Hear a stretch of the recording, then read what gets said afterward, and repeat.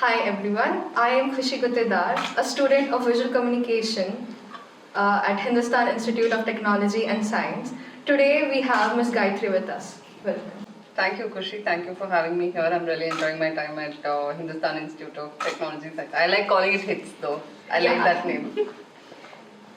So, how would you describe your acting debut and experience? Surreal, because I didn't plan on being in the industry.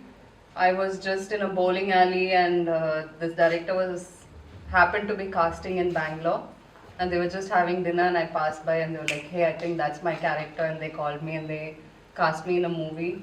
So it's of course surreal that I came here, and I've been very lucky that I get to work with so many nice directors and actors that I really look up to, and it's been very rewarding this journey. Okay, that was really nice to hear. Why did you think that you would not be a part of this industry? Because I had stage fright. For the longest time in my life, I didn't know I had interest in acting. Yeah, so I used to do just, say dialogues in front of the mirror in my own house, in my bedroom, and I would dance and all that. But I always had stage fright. In my school, in my college, I never actually did any stage performances. All that started only after my high school. And even in the group dance, I'll be somewhere in the back.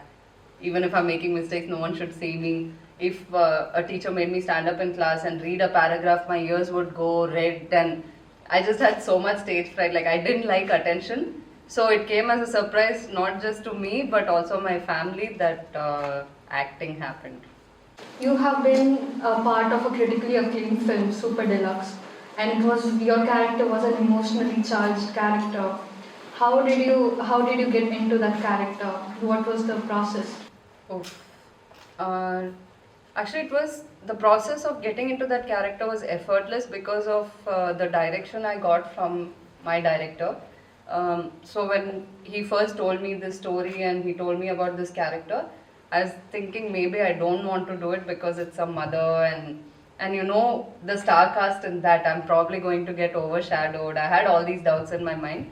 But then he also narrated the scene between Shilpa and Raskuti, when Raskuti is taking him to school, and they're walking, and he asks, "Appa ipo unak kuழந்தை பிறந்தா பால் வருமா? நீ எந்த bathroom போவ?" Such things about a transgender from a child's perspective and how it was explained to that child. Once I heard that scene, I decided I'm going to be part of the movie. It just really touched me a lot, and I decided I'm going to be part of that movie. After that, we had a reading session where the director would read that's my scenes over and over again, and without him knowing, sometimes he modulates also as every character in the scene. So I know what he expects from the other characters. I know what he expects from me. He would record this reading as voice notes, and before shoot of that schedule, whatever scenes he's going to take, those voice notes will come to you, and he'll say, "Go through this is what we're going to shoot this schedule." Before the day of the shoot, I'll get that particular scene, whatever we're going to shoot. He said, "This is what it is, do your revision and come." And your revision is basically just listening to what he's saying. That's enough. And I really like that he had such a clear vision, such a detailed approach to whatever he was doing, and that really helped me get into my character. It's really nice to know. Thank you. I didn't know there was a whole process behind like this. Because Yeah. So it's not the case with all the movies though, I have to tell you that. Some movies you get your dialogues after you're in your costume and you're in position and they give you the dialogues and you're like, "Oh, okay, I have to say this." There have been movies where I've felt very, very underprepared. I think Super Deluxe was one movie where I didn't feel that way. I felt really prepared, and I knew what was expected of me. I knew what I have to do. And he was very open to conversation and dialogue also. So if I have feedback and I say, I think, I've been crying ever since the movie started. At this point, when he's saying something like, "Or ponna un kashta enal purinjika mudiyudu," I feel like I don't want to cry there. It just, my life seems so ridiculous at this point. Can my character just laugh and be like, really, like that? So that's not what he wanted, But that's something that came to me naturally, and I had the freedom to tell him that this is what is coming to me naturally. So we did 2 takes, one take with what he wanted, and one take with what was coming naturally to me. And he told me, in the edit, it'll be my decision what goes in the movie, which of these takes I'll use. But I'm just glad that I had the space to, express, and it was a very collaborative kind of environment. So best movie experience. Oh, that's the best movie Yeah. experience. And you had like a very versatile filmography. The decision that you make for choosing these films, I don't understand how, but they're amazing. How did you get into the mindset of each of these characters? I think in some sense they're all versions of me, but also some very alien characters to me. Like someone like a Nadula Konja Pakkathe Kanudana. I was not that girl growing up. So getting into that character was like looking like that, talking like that is something that I had to work on. But I think emotions somewhere I could understand. All of these characters I play because I am convinced I understand their emotions. Otherwise, I don't think I take it up. I don't think I'll do justice to it if I do take it up. Your debut films, right?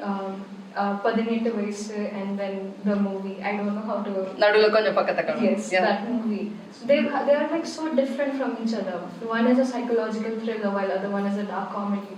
So in span of the year, how did you jump from these characters? Okay, so basically, those movies were not shot in the same year. They just happened to release in the same year.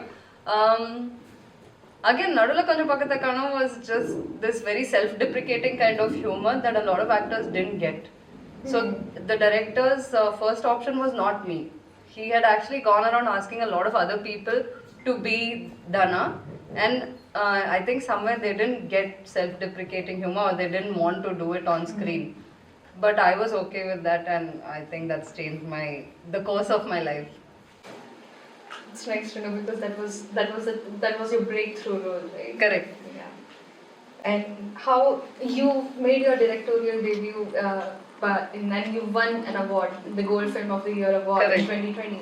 Oh, we did a research, nice. So how we as Viscom students, we are really interested in shooting short films and films in general. So how was your experience shooting the short film?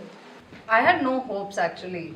That was like a last ditch option. I was going through a breakup and I was not in a good mind space. And this ad popped up on Instagram and I said, why not? Let me try. And there was a mobile film making category in that. And I said, okay, this is the cheapest participation fee. I don't know what I'm doing, but I think I'm going to try this option. And I just made a few calls, called some of the assistant cameramen that I've worked with, saying, listen, there's no money in this gig. I'm not a great director, no, this is my first time, but if you're willing, will you be part of this?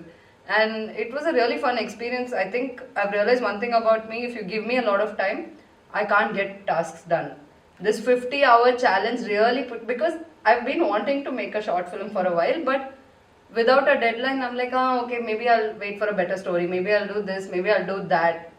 And I was just, procrastinating on that whole process.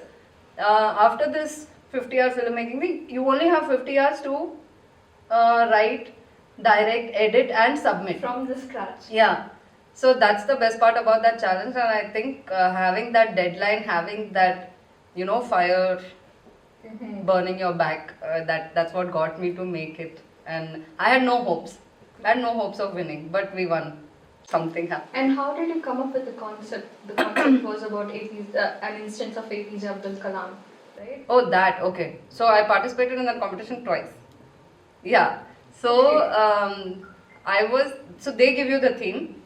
Sometimes it's like a genre, sometimes they tell you like what the theme is, like prevention is better than cure, something like that. So you have to think about what you want to do with that. I think the APJ Abdul Kalam one, the theme that year was biography. So, and I was just thinking about, I don't know whose biography, there was drama, some other things, and we had a lot of back and forth with that team. I would suggest one idea, everyone would reject it. They would suggest some idea, and I'm not connecting with it. I have to direct it, and I'm not connecting with it. And I called my mother. My mother's like, you should make something about somebody great like APJ Abdul Kalam. I was like, okay. She's like, read Wings of Fire. It's a small book. You can read it. I'm like, I have 50 hours. I don't think I can read the book and then do this. But thanks to Google, I think I looked up something and I found this story and I found it very interesting. And I thought it was possible to do in 50 hours with whatever budget I have. And I got a great dialogue writer, Abdul Lee, who helped me. So I think we managed somehow. This was during COVID. We had found a church that we wanted to shoot at, but someone passed away in that street, so they had cordoned off the whole road and we didn't have that location. And yeah, when you have 50 hours and you lose a location, it's very hard to like go and beg people for another location to give you. Yeah, so we managed something. I was very proud of it then, and now when I see it, I feel I could have done better. But 50 hours, that's a lot. That's like a very short amount of That's time. true. That's true. I think after doing 2 short films in that competition, I finally decided to make my own short film. I haven't released it anywhere, but I produced, directed, wrote, whatever, and made a short film. And yeah, it's in my private view only. So YouTube. do you plan to ever release it to the public view? I start cringing at everything I've done in the past. I think there's like a golden period within which you have to release what you've made when you're feeling proud of it. If you cross that window, you start cringing at what you've made and you don't want to release it. So I think I crossed that window with this one. Maybe something else. So maybe another directorial debut of yours? I made a documentary also recently. I just finished editing that, and yeah, I'm gonna keep doing this. This is not for public. I really don't seek validation like that from outside. This is just for me that I do. We are very excited to see this directorial debut of yours. Thank you. So, I have another question. Since you shared like screen with so many cinematic, cinema stars such as Kamal Hassan, Vijay Sethupathi, and Fahad Fasil, how was it like working with them? And you worked with directors such as Tyagarajan and Kumara Raja. How was your experience working with them? What were the lessons you learned from them? I think the biggest lesson is, as women, we always think that we are somehow not deserving of the space we are being given, and we feel the need to like really prove that, okay, maybe. But in hindsight, I realized I was picked for all these movies because they thought that I'm capable. I don't know why I doubted myself. Every shoot, every person you've mentioned right now, when I was shooting with them, I was a nervous wreck, especially with Fahad. Vijay Sethupathi is still very extroverted, so he'll make the effort to come and talk and he'll ease the whole atmosphere. With Fahad, he's also an introvert, I'm also an introvert, and we're like, hi, hi, hi, hi. And this is how we were shooting, and I was such a nervous, like I don't know if I'm doing this right, and I joined the project after they'd already been shooting for a while. So they've had the time and, whatever to form a chemistry and form like a proper communication channel amongst themselves. And suddenly I show up and they're like, time aichu, takkan panunga, and I'm like, and all that. But I think biggest lesson for me is that if I'm chosen for a project like this again, I have to really believe in myself. I have to believe that they've made the judgment call that I deserve this, and I should really go confidently and do my best. So, how did you develop this self-confidence of yours? Like, I understand that you just answered that, right? But how did you develop this confidence? Yeah, I'm gonna do this. It's a on and off thing. It's not always there. I have to tell you that also. I've just had a great time watching your culturals. I think I'm in that high, so it feels like I'm that. Not all days are like this. You've done a voiceover for your character as Usha. The invisible character in the whole movie, yeah. So, how did you manage to put your emotions out in voice acting? Since you're not out on the screen, you can't show your expressions. How did you voice it out? Dubbing is not my forte, I'll tell you that. I prefer live recording. I think there's a lot of breath, there's a lot of something that happens when you're reacting to somebody. When they're saying something, you're looking into their eyes and you're reacting to them. there's something that happens in your body which you just cannot recreate in a dubbing studio. And so asking me to dub was itself like, sir, how did you think of me? Why me? But Parthiban sir was like very hands-on. He insisted that he be inside my dubbing studio, not with the engineer. And he's showing me how he imagines this character would have reacted. And he is telling me, and it was like he literally hand-holding process happened with that, yeah. Okay, so in future, do you plan to like step your feet in different genres or step your feet into different industries? Since I figured out that you did web series in the Hindi web series and the Bengali one as well as the character Nadu. Nice, good job on your research. I'm impressed. Thank you. So do you plan to go into different industries? I am not someone with a plan. Whatever excites me in that moment, I do it. And if it doesn't excite me, I just can't get myself to do it. And I think it's very, my horizon is broader. Like, it's not cinema mein I will try different genres. It's like life mein I will try whatever I want. I recently got my diving certificate. I made my documentary. Then I got selected for Team India to play Ultimate Frisbee.